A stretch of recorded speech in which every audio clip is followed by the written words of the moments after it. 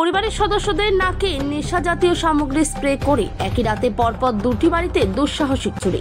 চাঞ্চল্য ইটাহারের দুর্গাপুরে। লক্ষাধিক টাকার সোনা, রূপা ও নগদ টাকা চুরি গিয়েছে বলে দাবি পরিবারের। পাশাপাশি একই রাতে একটি সোনার দোকানের শাটার কেটে চুরি হয়। এই ঘটনায় আতঙ্কিত এলাকার বাসিন্দা থেকে ব্যবসায়ী মহল। রাতে বাড়তি পুলিশি টহল ও সিসি ক্যামেরার নজরদারির দাবি জানিয়েছেন সকলে। জানা যায়, হাসুয়া এলাকার বাসিন্দা বিপুল দাস ও বিশ্বজিৎ দাসের বাড়িতে চুরির ঘটনাটি ঘটে। বিপুল পেশায় বীমা সংস্থার এজেন্ট এবং বিশ্বজিৎ পেশায় বেসরকারি সংস্থার কর্মী। এদিন দুটি পরিবারের সদস্যরা নিত্যদিনের মতো রাতে ঘুমিয়ে পড়েন। শনিবার সকালে উঠে বিপুল দেখতে পান তাদের শোবার ঘরের আলমারি খোলা, জিনিসপত্র সব লণ্ডভণ্ড হয়ে পড়ে আছে। আলমারির ভিতরে থাকা একাধিক উপভোক্তার দেওয়া বিমার কিস্তির নগদ টাকা সহ কয়েক ভরি সোনা ও রূপার অলংকার চুরি করে নিয়ে গিয়েছে। পরিবারের দাবি, ছাদের গেট খোলা ছিল এবং ছাদে যাবতীয় অলংকারের প্যাকেট পড়ে থাকতে দেখেন বিপুল। পাশাপাশি বিশ্বজিতের বাড়ির ভিতরে ঢুকে আলমারি থেকে সোনা ও রূপোর অলংকার এবং নগদ টাকা চুরি করে নিয়ে গিয়েছে দুষ্কৃতীরা। তবে এলাকায় রাতে একটি নাম সংকীর্তনের অনুষ্ঠান চলছিল, ফলে রাতভর অনেকে মানুষের আনাগোনা ছিল রাস্তায়। দুটি বাড়ির সদস্যরাই ঘরেই ঘুমিয়েছিলেন। একই রাতে দুর্গাপুর হাটখোলা এলাকায় সঞ্জীব রায়ের সোনার দোকানের শাটার ভেঙে চুরির ঘটনা ঘটে। সেখান থেকেও সোনার অলংকার চুরি হয়েছে। এদিন চুরির খবর পেয়ে ঘটনাস্থলে ইটাহারের পুলিশ যায়, খতিয়ে দেখেন সমস্ত দিক। তবে একই এলাকায় তিনটে চুরির ঘটনায় পুলিশি ভূমিকা নিয়ে প্রশ্ন তুলছেন সকলে। এদিন পৃথক তিনটি চুরির ঘটনায় ইটাহার থানায় লিখিত অভিযোগ জানিয়েছেন সকলে। ঘটনা তদন্ত শুরু করেছে পুলিশ। গতকাল রাত্রে আমার বাড়ি চুরি হয়, আমার বাড়িতে আমার বেডরুম থেকে চুরি হয়। আপনারা কেউ কিছু বুঝতে পারেন না? বুঝতে পারিনি, কারণ সম্ভবত স্প্রে করে অচৈতন্য অবস্থায় আমরা ছিলাম, তারপরে চুরিটা করেন। কখন করেছে সন্দেহ? আনুমানিক মোটামুটি রাত্রি 2টা থেকে 4টার মধ্যে। কি হয়েছে ঘটনাটা? ঘটনাটা আমাদের ওখানে কীর্তন নামযজ্ঞ অনুষ্ঠান চলছিল।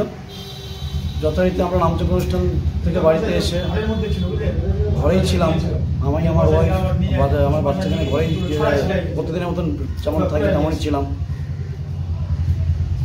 তারপরে সকালবেলা উঠে প্রথমে আমার স্ত্রী আমাকে, আমি তো ঘুমিয়েছিলাম, আমার স্ত্রী আমাকে বলে যে আমি শোকেস খুলেছিলাম নাকি, লকার খুলেছিলাম নাকি। তখন আমার ঘুম ভাঙে, আমি উঠে দেখি যে আমার লকার থেকে সকল খোয়া চলে গেছে। ছাদে গিয়ে দেখি সম্পূর্ণ সোনার যে কভারগুলো হয়, কভারগুলো ছাদের মধ্যে চড়ানো অবস্থায় রয়েছে। কি চুরি গেছে? আমার স্ত্রীর গলার হার, মঙ্গলসূত্র, কানের আর নগদ টাকা, আমার ছেলের মালা, আংটি। তো নিরাপত্তাহীনতা মনে হচ্ছে না? দেখো, নিরাপত্তাহীনতা বলতে যদি প্রশাসনের তরফ থেকে কালকে আমরা ওখানে একটা নামযোগ্য বড় নামযোগ্য চলছিল, প্রশাসন যদি ওখানে ঠিকঠাকভাবে ডিউটি অবস্থায় থাকতেন হয়তো এটা হতো না। সন্দেহজনক লোককেও দেখেছিলেন? সন্দেহজনক তেমনভাবে কিছু বুঝে, যেহেতু কীর্তন চলছিল, এখন অনেকেই বাইরের লোকজন আসা যাওয়া করছিল, তেমনভাবে কিছু বুঝতে পারছি না। পুলিশ গেছিল? পুলিশ সকালবেলা পুলিশ গেছিল আমার বাড়িতে। আপনাদের গ্রামে কি আরো চুরি হয়েছে? হ্যাঁ, আমাদের গ্রামে আরেকজন চুরি হয়েছে। পাশেই বাড়ি। কি ঘটনা ঘটছিল এখানে? কালকে রাত্রেবেলা পাশাপাশি দুটো বিল্ডিং এ, এই বাড়ি আর ওই বাড়ি, এই দুই বাড়িতেই চুরি হয়েছে। রাত্রেবেলা সারা রাত ধরে আমাদের এখানে কীর্তন চলছিল, তো আওয়াজও বেশ ভালো ছিল। তো সে কারণে গ্রামের লোক বলছে, যারা বাড়ির মালিক তারা বলছে যে তারা কোনো রকম টেরই পায়নি এবং বাড়ি থেকে সমস্ত কিছু চুরি হয়ে গেছে। তাতে বিপুল কাকুর বাড়ি এবং এদিকে বিপ্লবদার বাড়িতে সবকিছু সোনা গয়না যা ছিল, অর্থ যা ছিল সব নিয়ে গেছে এবং আলমারির লকার ভেঙে, তাও কিচ্ছু ওরা টের পায়নি। তো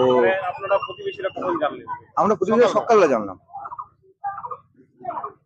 এখন এই যে গ্রামে এই ধরনের ঘটনা, কতটা আতঙ্কিত? আমরা খুবই আতঙ্কিত, কারণ আমাদের নিজস্ব সুরক্ষা বলে আমরা কিছু বুঝতে পারছি না। এই ধরনের ঘটনা কি ঘটেছে এর আগে? না, এর আগে কখনো এরকম এই পাড়ার মধ্যে এই ধরনের ঘটনা ঘটেনি। আজকে ভোরে আমার বাড়িতে চুরি হয়ে গেছে। কি হয়েছে ঘটনাটা? ঘটনাটা বলতে, ছাদের দরজা ভেঙে ওই দিক দিয়ে ঢুকেছে।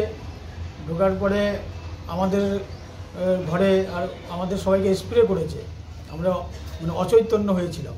আমার পাশেই যে শোকেস, এই শোকেস থেকে, লকার থেকে আমার যে নগদ টাকা, আমি তো এলআইসির এজেন্ট, আমার নগদ টাকা আর আমার বইয়ের, আমার মায়ের, আমার বেটির যা সোনার এবং রূপার যে অলংকার, এগুলো সব কিছু নিয়ে আর চলে গেছে। উপরে ছাদে গিয়ে যখন দেখি আমাদের সব ব্যাগপত্র পড়ে আছে, যেটাতে সোনা রাখা থাকে আর কি, তাতে বুঝি যে আমার বাড়িতে চুরি হয়েছে। সব আমরা নিয়ে চলে গেছি, আমরা সর্বশান্ত হয়ে গেছি।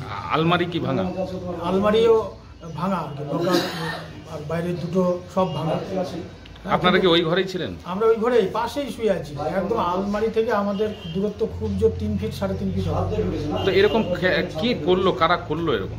এগুলো তো অজ্ঞাত পরিচয় কিছু চোরেই করেছে, আমরা তো আর বলতে পারছি না। এখন যা করবে পুলিশ করবে। তারপর মানে সন্দেহ কি মনে হচ্ছে কিছু?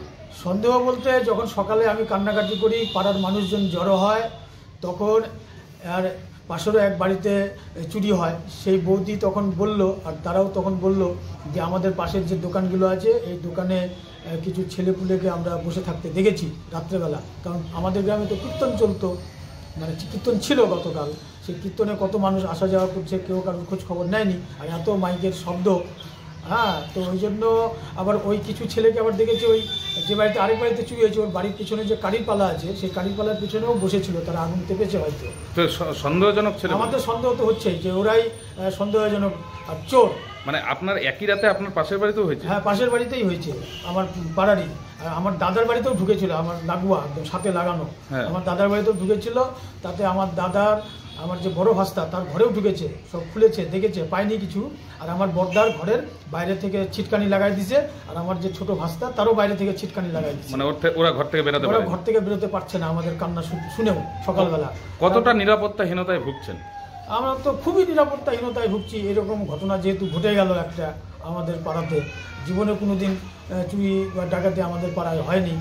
অহরহ তো আপনাদের দুর্গাপুরে এরকম ঘটনা ঘটছে? হ্যাঁ, দুর্গাপুরে ঘটে, আমরা শুনি। কোনো সময় হয়তো রাজগ্রামে হয়, কোনো সময় সেঞ্জাবাড়িতে, কোনো সময় আমাদের গ্রামের দোকানে এক সময় ঠান্ডার সময় হতো, তারপরে রাজবাড়িতে হতো। আর এতে আজকে শুনলাম যে আর ওই রাতেই আবার দুর্গাপুরেও এক বাড়ি, মানে সোনার দোকানে চুরি হয়েছে। পুলিশের